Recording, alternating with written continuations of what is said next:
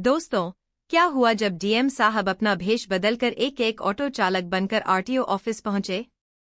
DM साहब चुपचाप RTO office के अंदर गए, फिर देखा कि लाइसेंस बनवाने के नाम पर पब्लिक से लूटमार हो रही है।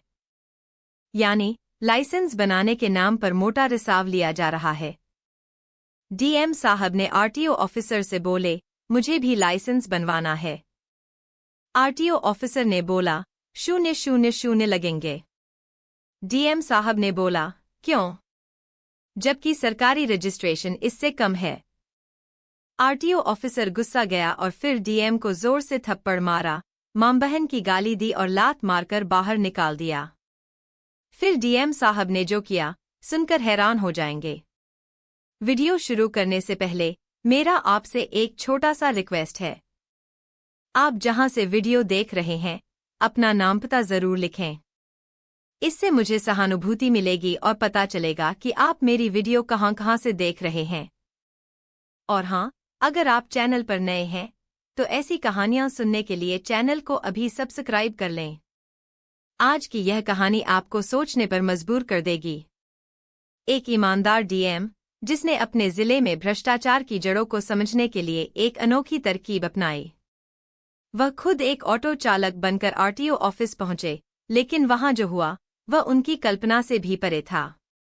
एक भ्रष्ट अधिकारी ने न सिर्फ उनसे रिश्वत मांगी, बल्कि जब उन्होंने देने से इनकार किया, तो उन्हें थप्पड़ तक मार दिया।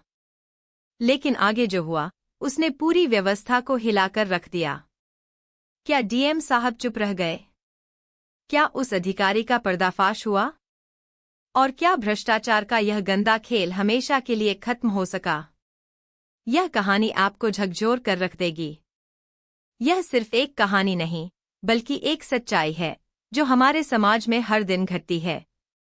तो अंत तक जुड़े रहिए, क्योंकि जो होने वाला है, वह आपको चौंका देगा। सुबह का वक्त था। डीएम अंशुमान वर्मा अपनी कुर्सी पर बैठे सोच में डूबे थे। उनके सामने मेज पर कुछ फाइलें रखी थीं, लेकिन उनका ध्यान उन पर नहीं था। पिछले कुछ दिनों से उनके पास लगातार शिकायतें आ रही थी कि जिले के आरटीओ ऑफिस में बिना रिश्वत के कोई काम नहीं होता।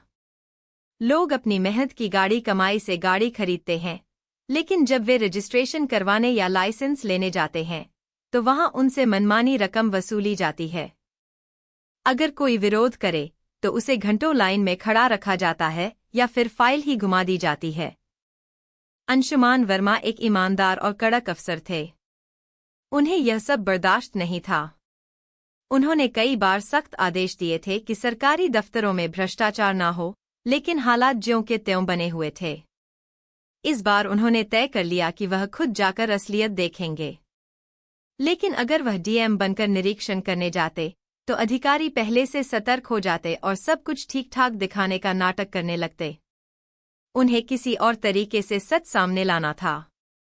तभी उनके दिमाग में एक अनोखा, लेकिन खतरनाक विचार आया, अगर मैं खुद एक आम आदमी बनकर वहां जाऊं। यह विचार उनके अंदर रोमांच और गुस्से की एक लहर ले आया। उन्होंने तुरंत अपने पीए को बुलाया और कहा, आज मेरी कोई भी सरकारी मीटिंग नहीं रखी जाए। मैं एक महत्वपूर्ण काम से बाहर जा रहा हूं। उनके पीए ने कारण पूछा, लेकिन अंशुमान वर्मा ने सिर्फ इतना कहा, जब सही वक्त आएगा, तो सबको पता चल जाएगा। कुछ ही मिनटों में डीएम साहब ने अपनी सरकारी वर्दी उतारी और एक साधारण, धूल-धूसरित शर्ट और फटी पैंट पहन ली। उन्होंने अपने चेहरे पर हल्की दाढ़ी रखी, ताकि कोई उन्हें पहचान ना सके। फिर उन्होंने अपने एक विश्वसनीय ड्राइवर से कहा, मुझे एक ऑटो दिलवा दो। थोड़ी ही देर में एक पुराना, खटारा सा ऑटो उनके सामने खड़ा था। उन्होंने अपनी सरकारी गाड़ी छोड़ दी और ऑटो की स्टीयरिंग पकड़ ली। आज वह डीएम नहीं थे। आज वह सिर्फ एक आम ऑटो चालक थे। उन्होंने अपने दस्तावेज भी वैसे ही तैयार किए, जैसे कोई आम नागरिक करता है। उन्होंने एक नया नाम लिया, रामलाल यादव। अब मिशन शुरू होने वाला था। डीएम साहब ने ऑटो स्टार्ट किया और सीधे आरटीओ ऑफिस की ओर बढ़ गए। उन्हें नहीं पता था कि कुछ ही घंटों में उनके साथ ऐसा कुछ होगा, जो पूरे सिस्टम को हिलाकर रख देगा। क्वांटों की गड़गड़ाहट के साथ डीएम अंशुमान वर्मा, जो अब रामलाल यादव बन चुके थे, धीरे धीरे शहर की सड़कों पर चल रहे थे। यह पहली बार था जब उन्होंने सरकारी गाड़ी छोड़कर आम आदमी की तरह किसी वाहन को खुद चलाया था। सड़क के गड्ढे, धूल और ट्रैफिक की परेशानी उन्हें अब साफ महसूस हो रही थी। यह आम लोग हर दिन कितनी मुश्किलों से गुजरते होंगे, उन्होंने मन ही मन सोचा। लगभग आधे घंटे की ड्राइविंग के बाद वह अपने गंतव्य पर पहुंच गए, जिला आरटीओ ऑफिस। बाहर का नजारा देखकर ही वह समझ गए कि यहाँ सब कुछ ठीक नहीं है। गेट के पास ही कुछ लोग खड़े थे, जिनका हाव भाव बता रहा था कि वे दलाल हैं। जैसे ही कोई आदमी गेट पर आता, वे उसे रोक कर पूछते, क्या काम है साहब? लाइसेंस बनवाना है? जल्दी बनवाना है तो 000 लगेंगे। गाड़ी का रजिस्ट्रेशन चाहिए? बिना चक्कर लगाए बनवाना है तो 5000 दो। यह सब खुलेआम चल रहा था। डीएम साहब यह देखकर हैरान थे। क्या वाकई बिना पैसे दिए यहाँ कोई काम नहीं होता? उन्हें असली सच्चाई तब दिखी जब वह अंदर गए। उन्होंने देखा कि लोग लंबी लाइन में खड़े हैं, पसीने से तरबतर। कोई सुबह 8 बजे से खड़ा था तो कोई पिछले 2 दिनों से चक्कर लगा रहा था, लेकिन किसी का काम नहीं हो रहा था। फाइलें इधर-उधर पड़ी थीं, कर्मचारी मस्ती में थे और काम सिर्फ उन्हीं का हो रहा था जो रिश्वत देकर आगे बढ़ रहे थे। अब डीएम साहब ने खुद आगे बढ़ने का फैसला किया। उन्होंने काउंटर पर जाकर कहा, भैया, मेरा ऑटो का रजिस्ट्रेशन करवाना है। क्या करना होगा? सामने बैठे कर्मचारी ने ऊपर से नीचे तक देखा और बेरुखी से बोला, फॉर्म भरो और लाइन में लग जाओ। डीएम साहब लाइन में लग गए, लेकिन उन्होंने गौर किया कि जो भी बिना रिश्वत आए, उसका काम नहीं हो रहा था। डीएम साहब चौंक गए और उन्होंने पूछा, लेकिन सरकारी फीस तो सिर्फ 0 है, फिर 2000 क्यों? यह सुनते ही अधिकारी गुस्से में आ गया। उसने आंखें तरेर कर कहा, अगर काम करवाना है तो पैसे दो वरना लाइन में खड़े रहो। डीएम साहब, जो अब रामलाल यादव बने हुए थे, गहरी सांस लेकर खड़े थे। उनके सामने बैठा अधिकारी उनसे 000 की रिश्वत मांग रहा था, जबकि असली सरकारी फीस सिर्फ 5 थी। यह कैसा न्याय है, उन्होंने मन ही मन सोचा। उन्होंने धीरे से कहा, भाई, मेरे पास 000 नहीं है। मैं एक गरीब ऑटो चालक हूं। क्या बिना पैसे दिए मेरा काम नहीं हो सकता? यह सुनते ही अधिकारी गुस्से से तिलमिला उठा। उसने कुर्सी पर बैठकर अपनी बड़ी तोंद को संभालते हुए कहा, अबे, यहाँ हर काम के पैसे लगते हैं। गरीब गरीब कुछ नहीं होता। अगर पैसे नहीं हैं, तो भाग यहाँ से। डीएम साहब को अंदर ही अंदर गुस्सा आ रहा था, लेकिन वह संयम बनाए हुए थे। उन्होंने फिर से विनम्रता से कहा, भाई, मैं मेहनत से कमाने वाला आदमी हूँ। अच्छा? मेहनत से कमाने वाला आदमी? अधिकारी का गुस्सा आसमान पर चढ़ गया। उसने तमतमाते हुए कागज फेंका और चीखते हुए कहा, साले, बहुत नियम कायदे सिखाने आया है। तू हमें ईमानदारी सिखाएगा? और फिर उसने गुस्से में आकर डीएम साहब को एक जोरदार थप्पड़ मार दिया। पूरा ऑफिस सन्नाटे में आ गया। वहां खड़े लोग यह देखकर दंग रह गए। किसी की हिम्मत नहीं हुई कुछ बोलने की। किसी ने सोचा भी नहीं था कि एक सरकारी अधिकारी एक आम आदमी पर इतनी बेरहमी से हाथ उठा देगा। डीएम साहब को भी झटका लगा। उनके चेहरे पर एक तेज जलन हो रही थी, लेकिन उन्हें दर्द से ज्यादा गुस्सा आ रहा था। आज उन्होंने अपनी आंखों से देख लिया था कि आम लोगों के साथ कैसा अन्याय हो रहा है। लेकिन यह थप्पड़ सिर्फ उनके गाल पर नहीं पड़ा था, यह पूरे सिस्टम पर एक तमाचा था। अब डीएम साहब ने फैसला कर लिया था, अब इस भ्रष्टाचार का अंत यही होगा। लेकिन किसी को भी यह अंदाजा नहीं था कि अगले कुछ मिनटों में पूरा आरटीओ ऑफिस हिलने वाला है। थप्पड़ की गूंज अभी भी हवा में तैर रही थी। आरटीओ ऑफिस में मौजूद हर आदमी सन्न रह गया था। किसी की हिम्मत नहीं हुई कुछ बोलने की। अधिकारी की इस हरकत को देखकर वहां खड़े लोगों की आंखों में डर और गुस्सा दोनों साफ झलक रहे थे। लेकिन जिस आदमी को उसने थप्पड़ मारा था, वह कोई साधारण ऑटो चालक नहीं था। वह पूरे जिले का डीएम था। डीएम साहब ने धीरे धीरे अपनी जेब में हाथ डाला और अपना सरकारी आईडी कार्ड बाहर निकाला। उनकी आंखों में गुस्से की लपटें थीं। उन्होंने वह आईडी कार्ड हवा में लहराते हुए गरजती आवाज में कहा, तुम्हारी हिम्मत कैसे हुई एक आम नागरिक पर हाथ उठाने की और रिश्वत मांगने की? मैं हूं इस जिले का डीएम, अंशुमान वर्मा। यह सुनते ही अधिकारी समेत पूरा ऑफिस भौचक्का रह गया। ऑफिस में मौजूद लोगों को अपनी आंखों पर यकीन नहीं हो रहा था। जो आदमी अब तक एक गरीब ऑटो चालक लग रहा था, वह असल में जिले का सबसे बड़ा अधिकारी था। वही अधिकारी जिसने अभी कुछ सेकंड पहले ही डीएम साहब को थप्पड़ मारा था, उसकी हालत एकदम सफेद पड़ गई। उसके मुंह से आवाज तक नहीं निकल रही थी। उसका शरीर कांपने लगा। ऑफिस के बाकी कर्मचारी भी डर से इधर-उधर भागने लगे। साहब, माफ कर दीजिए। मुझे नहीं पता था कि आप। अधिकारी घबराहट में बोल नहीं पा रहा था। लेकिन डीएम साहब ने उसकी एक नहीं सुनी। उन्होंने तुरंत अपने मोबाइल से जिले के पुलिस अधीक्षक, एसपी, को फोन लगाया। एसपी साहब, अभी तुरंत पूरी पुलिस टीम के साथ आरटीओ ऑफिस आइए। यहाँ खुलेआम भ्रष्टाचार हो रहा है और एक अधिकारी ने जनता पर हाथ तक उठा दिया है। फोन करते ही पूरे आरटीओ ऑफिस में हड़कंप मच गया। अधिकारियों और कर्मचारियों ने इधर-उधर भागना शुरू कर दिया। कुछ ने तो फाइलें छुपाने की कोशिश की, कुछ रिश्वत के पैसों को इधर-उधर रखने लगे, लेकिन अब बहुत देर हो चुकी थी। भागो, पुलिस आने वाली है। कर्मचारियों ने एक दूसरे को इशारे किए।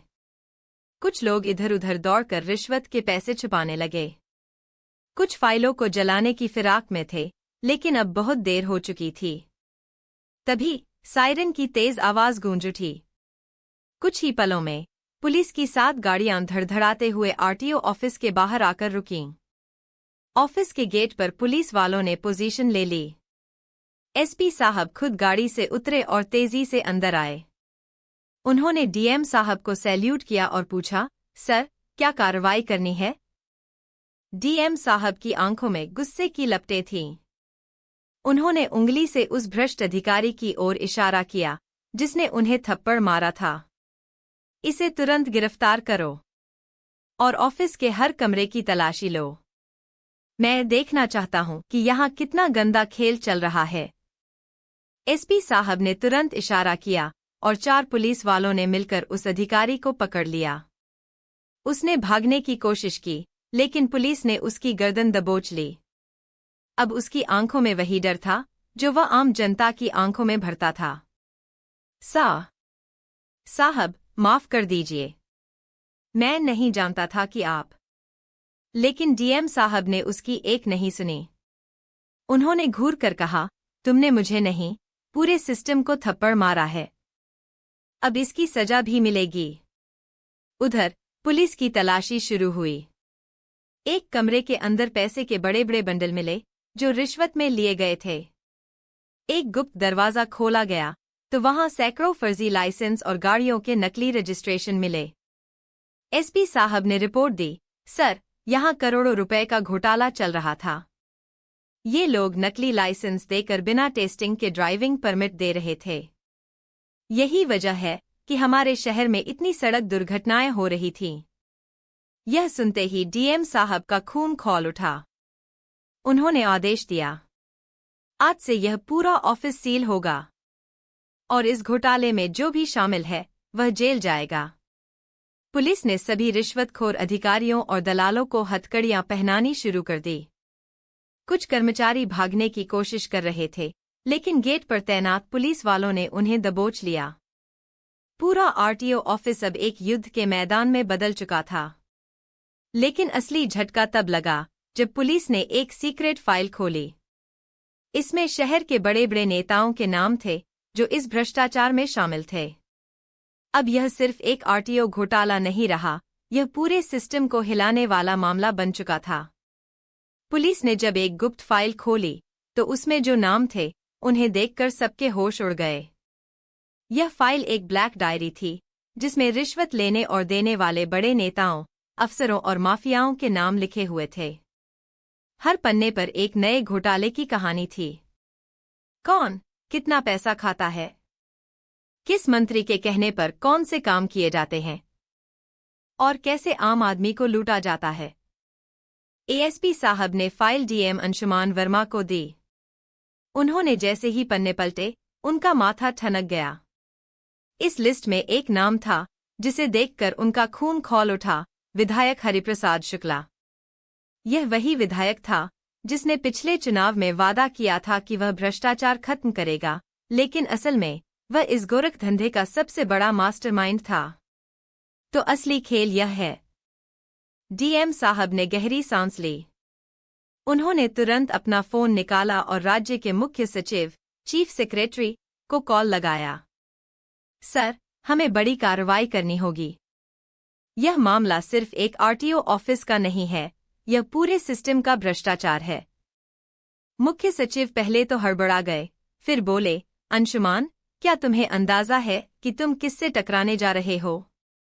ये नेता तुम्हें बर्बाद कर सकते हैं। सर, मुझे अपनी नौकरी की फिक्र नहीं, लेकिन अगर आज हमने इन्हें नहीं रोका तो आने वाली पीढ़ियां भी इसी गंदगी में फंसी रहेंगी। मुख्य सचिव चुप हो गए। फिर धीरे से बोले, ठीक है, तुम कार्रवाई करो, सरकार तुम्हारे साथ है। बस यहीं से शुरू हुआ अब तक का सबसे बड़ा एक्शन। डीएम साहब ने तुरंत प्रेस कॉन्फ्रेंस बुलाई। उन्होंने मीडिया के सामने पूरी फाइल रख दी और कहा, आज से इस जिले में भ्रष्टाचार बर्दाश्त नहीं किया जाएगा। इस ब्लैक डायरी में उन लोगों के नाम हैं जिन्होंने आम जनता का हक छीना है। चाहे वह कोई मंत्री हो, कोई अधिकारी हो या कोई नेता, सबकी जांच होगी। यह बयान आते ही पूरे राजनीतिक गलियारों में हड़कंप मच गया। मीडिया ने इसे अब तक का सबसे बड़ा घोटाला बता दिया। हर न्यूज़ चैनल पर डीएम साहब के बयान की चर्चा हो रही थी। उधर विधायक हरिप्रसाद शुक्ला ने जब यह खबर देखी तो वह गुस्से से पागल हो गया। उसने तुरंत डीएम साहब को फोन लगाया। तुम बहुत आगे बढ़ रहे हो, अंशुमान। अगर तुमने यह फाइल आगे बढ़ाई तो अंजाम बुरा होगा। लेकिन डीएम साहब ने ठंडे लहजे में कहा, हरिप्रसाद जी, अब खेल खत्म। आपका झूठा साम्राज्य अब रहने वाला है। लेकिन विधायक भी चुप बैठने वाला नहीं था। जब डीएम अंशुमान वर्मा ने विधायक हरिप्रसाद शुक्ला को साफ शब्दों में कह दिया कि अब उसका खेल खत्म होने वाला है, तो उसने गुस्से में फोन पटक दिया। लेकिन यह नेता कोई मामूली आदमी नहीं था। वह जानता था कि अगर यह फाइल सरकार तक पहुंच गई तो उसकी राजनीति खत्म हो जाएगी, उसकी संपत्ति जब्त हो जाएगी और वह जेल में सड़ जाएगा। अब इस अंशुमान को रास्ते से हटाना ही पड़ेगा। उसने तुरंत अपने सबसे खतरनाक गुर्गे रॉकी भैया को बुलाया। रॉकी, शहर का सबसे बड़ा कॉन्ट्रैक्ट किलर। काम कर देगा? विधायक ने पूछा। रॉकी ने मुस्कुराते हुए कहा, बस ऑर्डर दीजिए, काम हो जाएगा। कोई सबूत भी नहीं मिलेगा तो कल रात तक इस डीएम का नाम मिटा देना है। अगली रात डीएम साहब पर हमला। रात के 10 बजे डीएम साहब अपने ऑफिस से घर के लिए निकले। उनके साथ सिर्फ उनका ड्राइवर और एक गार्ड था। उन्होंने सोचा भी नहीं था कि उनकी गाड़ी पर मौत मंडरा रही थी। जैसे ही उनकी गाड़ी सुनसान रास्ते पर पहुंची, अचानक सामने से एक काला ट्रक जोर से आकर रुका। ट्रक से 6 हथियारबंद लोग उतरे। उनके हाथों में AK-47 और पिस्तौलें थीं। गाड़ी से बाहर निकल। डीएम साहब बहुत बहादुर थे। उन्होंने तुरंत ड्राइवर से कहा, गाड़ी मोड़ो। लेकिन जैसे ही ड्राइवर ने गाड़ी बैक करने की कोशिश की, पीछे से एक और ट्रक आ गया। अब हर तरफ से घेर लिया गया था। गनमैन ने गाड़ी से उतरकर फायरिंग शुरू कर दी। धाय धाय धाय। उसने 2 गुंडों को ढेर कर दिया। लेकिन बाकी 4 गुंडों ने डीएम साहब की गाड़ी पर गोलियों की बौछार कर दी। धाय धाय धाय। गोलियां कार के शीशे चीरकर अंदर घुस गईं। ड्राइवर को सीने पर गोली लगी, वह वहीं ढेर हो गया। डीएम साहब के कंधे पर भी एक गोली लगी, लेकिन उन्होंने हिम्मत नहीं हारी। ऐसे नहीं मरूंगा। मुझे अभी इस भ्रष्ट सिस्टम को साफ करना है। उन्होंने गाड़ी का दरवाजा खोला और तेजी से एक पुलिया के नीचे कूद गए। गुंडों ने फायरिंग जारी रखी, लेकिन अंधेरे में वे डीएम साहब को देख नहीं सके। रॉकी ने गुस्से में अपने आदमी से कहा, जल्दी देखो, वह बचकर नहीं जाना चाहिए। लेकिन अंशुमान वर्मा अब छिपकर सबसे बड़ा दाव खेलने वाले थे। रात के अंधेरे में पुलिया के नीचे छिपे डीएम अंशुमान वर्मा खून से लथपथ थे, लेकिन उनका इरादा अटूट था। पीछे से गुंडों की आवाजें आ रही थीं, भागकर जाएगा कहां? पूरा शहर हमारा है, बचकर निकल नहीं सकता। लेकिन डीएम साहब ने अपनी सांसें काबू में रखी। उनके पास अब सिर्फ एक ही रास्ता था, इस हमले को अपने खिलाफ नहीं, बल्कि अपने पक्ष में बदलने का। उन्होंने जेब से अपना सीक्रेट ट्रैकर एक्टिवेट किया। यह वही डिवाइस थी जिसे उन्होंने अपने सुरक्षा दल को दिया था। जैसे ही उन्होंने उसे ऑन किया, इसका सिग्नल सीधे एएसपी साहब और उनकी टीम तक पहुंच गया। अब पुलिस को पता था कि डीएम साहब पर हमला हुआ है और वे खतरे में हैं। दूसरी ओर गुंडों की खोजबीन। रॉकी अपने आदमियों के साथ पुलिया के चारों ओर घूम रहा था। वह ज्यादा दूर नहीं गया होगा। ढूंढो उसे और जिंदा नहीं छोड़ना। गुंडे आसपास की झाड़ियों में टॉर्च की रोशनी डालने लगे, लेकिन उन्हें नहीं पता था कि डीएम साहब पहले से ही अपना अगला कदम सोच चुके थे। जैसे ही एक गुंडा पुलिया के नीचे झांका, अंशुमान वर्मा ने अचानक उसका पैर पकड़कर जोर से नीचे खींच लिया। गुंडा लड़खड़ा गया और तभी डीएम साहब ने उसके हाथ से बंदूक छीनकर उसकी गर्दन पर जोरदार वार किया। अब अंशुमान वर्मा के पास एक हथियार था। उन्होंने बिना देर किए बाकी गुंडों पर निशाना साधा। धाय धाय। 2 गुंडे वहीं ढेर हो गए। बाकी 2 भागने लगे, लेकिन तभी पुलिस की जबरदस्त एंट्री। चारों तरफ सायरन की आवाज गूंज उठी। एसपी साहब 20 पुलिस वालों की टीम के साथ आ चुके थे। गुंडों ने भागने की कोशिश की, लेकिन पुलिस ने उन्हें चारों ओर से घेर लिया। रॉकी, जो खुद को सबसे बड़ा हिटमैन समझता था, अब पुलिस की बंदूकों के सामने डर के मारे घुटनों पर बैठ गया। नहीं साहब, मैं सिर्फ आदेश मान रहा था। असली गुनहगार तो विधायक हरिप्रसाद शुक्ला है। डीएम साहब का सबसे बड़ा ऐलान। अंशुमान वर्मा ने गहरी सांस ली। उनकी आंखों में अब भी आग थी। उन्होंने एसपी साहब की ओर देखा और कहा, अब यह खेल खत्म होगा। इस शहर को इन गद्दारों से मुक्त करना होगा। कल सुबह 10 बजे प्रेस कॉन्फ्रेंस बुलाओ। इस भ्रष्ट सिस्टम की सच्चाई सामने रखनी होगी। अब पूरा शहर जानने वाला था कि नेता और माफिया मिलकर कैसे देश को लूट रहे हैं। लेकिन असली खेल अभी बाकी था। सुबह 10 बजे पूरा शहर टकट की लगाए टीवी स्क्रीन पर। डीएम अंशुमान वर्मा ने प्रेस कॉन्फ्रेंस बुलाकर पूरे घोटाले का पर्दाफाश कर दिया। उन्होंने जनता के सामने वह ब्लैक डायरी रख दी, जिसमें विधायक हरिप्रसाद शुक्ला और उसके गुर्गों की काली करतूतों का पूरा ब्यौरा था। यह भ्रष्टाचार सिर्फ एक आरटीओ ऑफिस तक सीमित नहीं था, बल्कि पूरे सिस्टम में इसकी जड़ें थीं। अब यह सिलसिला खत्म होगा। मीडिया में हड़कंप। मीडिया ने इस खबर को ब्रेकिंग न्यूज बना दिया। हर चैनल पर बस एक ही खबर थी, शहर के विधायक का सबसे बड़ा भ्रष्टाचार उजागर। करोड़ों का घोटाला, फर्जी लाइसेंस और माफिया कनेक्शन। यह सुनते ही आम जनता भड़क उठी। लोग सड़कों पर उतर आए, पोस्टर और बैनर लेकर प्रदर्शन करने लगे। हरिप्रसाद शुक्ला को गिरफ्तार करो, भ्रष्टाचारियों को जेल भेजो। अब विधायक गहरी मुसीबत में था। विधायक के बंगले पर पुलिस की रेड। सीपी साहब के नेतृत्व में 50 पुलिस वालों की एक टीम विधायक को गिरफ्तार करने के लिए उसके बंगले पर पहुंची। लेकिन वहां का नजारा देख पुलिस भी हैरान रह गई। पूरा बंगला किले में बदल चुका था। 50 से ज्यादा निजी बॉडीगार्ड, हथियारों के साथ बाहर तैनात थे। हर गेट पर लाठियां, बंदूकें और बुलेट प्रूफ जैकेट पहने गार्ड खड़े थे। एसपी साहब का अल्टीमेटम। एसपी साहब ने माइक पर कहा, हरिप्रसाद शुक्ला, तुम चारों तरफ से घिर चुके हो। बिना किसी फालतू बहस के सरेंडर कर दो। लेकिन अंदर से विधायक का ठहाका गूंजा, मेरी गिरफ्तारी।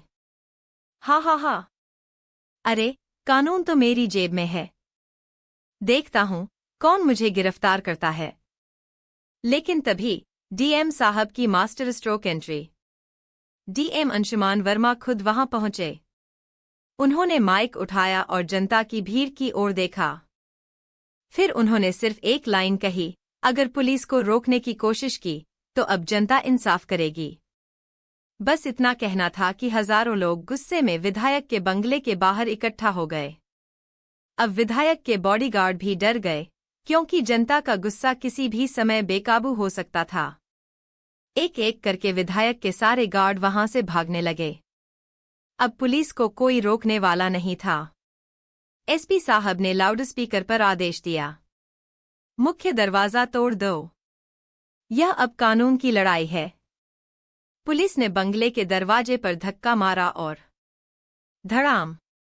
दरवाजा गिरते ही पुलिस टीम अंदर घुसी और सीधे विधायक के कमरे में पहुंची। विधायक की गिरफ्तारी लाइव हो गई। कैमरे चालू थे, मीडिया कर्मी लाइव रिपोर्टिंग कर रहे थे। देखिए, भ्रष्टाचार के इस किंगपिन को आज कानून ने घुटनों पर ला दिया। विधायक हरिप्रसाद शुक्ला की हालत खराब थी। जब पुलिस ने उसे पकड़ने की कोशिश की तो उसने भागने की कोशिश की, लेकिन एसपी साहब ने उसका कॉलर पकड़ लिया। अब बहुत भाग लिए नेताजी। ना, नहीं, मुझे गिरफ्तार मत करो, मैं तुम्हें करोड़ों दूंगा। लेकिन अब पैसे का खेल खत्म हो चुका था। तड़ाक। एसपी साहब ने उसे जोरदार थप्पड़ मारा और कहा, यह रिश्वत किसी और को देना। अब तेरा नया घर जेल है। पुलिस ने उसे हथकड़ी पहना दी और बाहर ले आई। जैसे ही जनता ने देखा कि अब वह भ्रष्ट नेता सलाखों के पीछे जाएगा, तो लोग खुशी से नारे लगाने लगे। सच्चाई की जीत हुई। डीएम साहब जिंदाबाद। अब यह केवल एक गिरफ्तारी नहीं थी, यह भ्रष्टाचार के खिलाफ एक क्रांति की शुरुआत थी। लेकिन क्या यह अंत था? या अब विधायक और बड़े नेताओं के छिपे हुए साथी कोई नई साजिश रचने वाले थे? विधायक हरिप्रसाद शुक्ला की गिरफ्तारी के बाद पूरा शहर जश्न मना रहा था। टीवी चैनलों पर लाइव कवरेज चल रही थी। भ्रष्टाचार के खिलाफ डीएम साहब की सबसे बड़ी जीत। अब राजनीति के बाकी गुनहगार भी जेल जाएंगे। लोग सड़कों पर मिठाइयां बांट रहे थे। पुलिस विभाग डीएम अंशुमान वर्मा को हीरो मान रहा था। लेकिन राजनीति इतनी जल्दी खत्म नहीं होती। विधायक का गुप्त फोन कॉल, अब बड़ा हमला होगा। रात के 2 बजे जेल की एक अंधेरी कोठरी में बैठा विधायक खामोश नहीं था। उसने एक छिपा हुआ फोन निकाला और किसी को कॉल किया। अंशुमान ने बहुत खेल खेल लिया। अब उसे हमेशा के लिए हटाने का वक्त आ गया है। फोन के दूसरी तरफ से एक गहरी, रहस्यमयी आवाज आई। समझ गया नेताजी, सुबह तक खबर आ जाएगी। यह कोई मामूली आदमी नहीं था। यह था देश के सबसे बड़े माफिया डॉन बलराम शेखावत का आदमी। बलराम शेखावत, जो पर्दे के पीछे से पूरा सिस्टम कंट्रोल करता था। अगर विधायक केवल एक प्यादा था, तो बलराम वास्तविक खिलाड़ी था। सुबह का खौफनाक हमला। कल सुबह डीएम साहब की आखिरी सुबह होगी। अगली सुबह 6 बजे डीएम साहब अपने घर में फाइल्स पढ़ रहे थे, जब अचानक धड़ाम, गोलियों की आवाज गूंज उठी। धाय धाय धाय। घर के बाहर 20 से ज्यादा हथियारबंद गुंडों ने धावा बोल दिया। गार्ड्स ने तुरंत जवाबी फायरिंग शुरू की। लेकिन हमलावरों के पास AK-47 और ग्रेनेड थे। डीएम साहब की पत्नी और बेटी घर के अंदर थीं। सर, हमें आपको बाहर निकालना होगा, गार्ड ने कहा, लेकिन अंशुमान वर्मा ने जवाब दिया, नहीं, मैं भागने वालों में से नहीं हूं। पहले परिवार को सुरक्षित निकालो। अब सवाल यह था, क्या डीएम साहब इस जानलेवा हमले से बच पाएंगे? चारों तरफ गोलियों की बारिश। धाय धाय धाय। डीएम साहब के सरकारी आवास पर 20 से ज्यादा खूंखार शूटरों ने हमला कर दिया था। उनके बॉडीगार्ड्स ने तुरंत जवाबी फायरिंग शुरू की, लेकिन गुंडों के पास अत्याधुनिक हथियार थे। डीएम साहब ने अपनी पत्नी और बेटी को सीक्रेट बंकर में छुपा दिया। तभी, बॉस, डीएम अंदर ही है, उसे जिंदा पकड़ने का ऑर्डर है। गुंडे जबरदस्ती गेट के अंदर घुसने लगे। लेकिन तभी, अब मैं तुम्हें जिंदा नहीं छोड़ूंगा। अंशुमान वर्मा खुद सामने आ गए। उनके हाथ में एक राइफल थी। धाय धाय। पहली ही गोली मुख्य हमलावर के माथे में जा लगी। फिर दूसरा, फिर तीसरा। गुंडे धड़ाधड़ गिरने लगे। सबसे बड़ा एनकाउंटर शुरू। पुलिस भी मौके पर पहुंच गई। बमुश्किल 10 मिनट में सभी हमलावर मारे जा चुके थे। अब असली खेल खत्म हो चुका था। या शायद नहीं, लेकिन असली खेल शुरू होने वाला था। हमले की खबर बलराम शेखावत तक पहुंची। उसने तुरंत विधायक हरिप्रसाद शुक्ला को कॉल किया। तेरा प्लान फेल हो गया। अब डीएम को हटाने का दूसरा तरीका अपनाना होगा। हरिप्रसाद हंस पड़ा। मेरे भाई, अब कानून खुद हमारे लिए काम करेगा। बलराम चौंका। मतलब? हरिप्रसाद ने कहा, हम डीएम साहब को फंसाएंगे। मीडिया में झूठी खबर फैलाओ कि उन्होंने आम जनता पर गोली चलवाई है। विपक्षी नेता अब उन पर दबाव बनाएंगे और सरकार उन्हें सस्पेंड कर देगी। हा हा हा, कमाल की साजिश है। अब मीडिया में झूठी खबर फैलाई जाने लगी। डीएम ने जनता पर गोली चलाई। न्याय के नाम पर तानाशाही। कुछ भ्रष्ट नेता भी विरोध में आ गए। लेकिन तभी, जब मुख्यमंत्री को असली सच्चाई पता चली, तो उन्होंने बिना समय गवाए प्रेस कॉन्फ्रेंस बुलाई। डीएम अंशुमान वर्मा ने न केवल भ्रष्टाचार के खिलाफ जंग लड़ी, बल्कि अपनी जान जोखिम में डालकर जनता को बचाया। मुख्यमंत्री ने उनके हाथ में वीरता पुरस्कार दिया और कहा, आज से पूरा प्रदेश इस ईमानदार अफसर के जज्बे को सलाम करेगा। अब हरिप्रसाद शुक्ला और बलराम शेखावत हमेशा के लिए खत्म हो चुके थे। जनता ने सड़क पर उतरकर जश्न मनाया। आज सिस्टम की जीत हुई थी। आज सच्चाई की जीत हुई थी। अगर आपको यह कहानी पसंद आई हो, तो लाइक, शेयर और कमेंट जरूर करें। क्या ऐसे अफसर हमारे देश में होने चाहिए? नीचे कमेंट करके अपनी राय दें। आप अपना ख्याल रखिए। जय हिंद, जय भारत।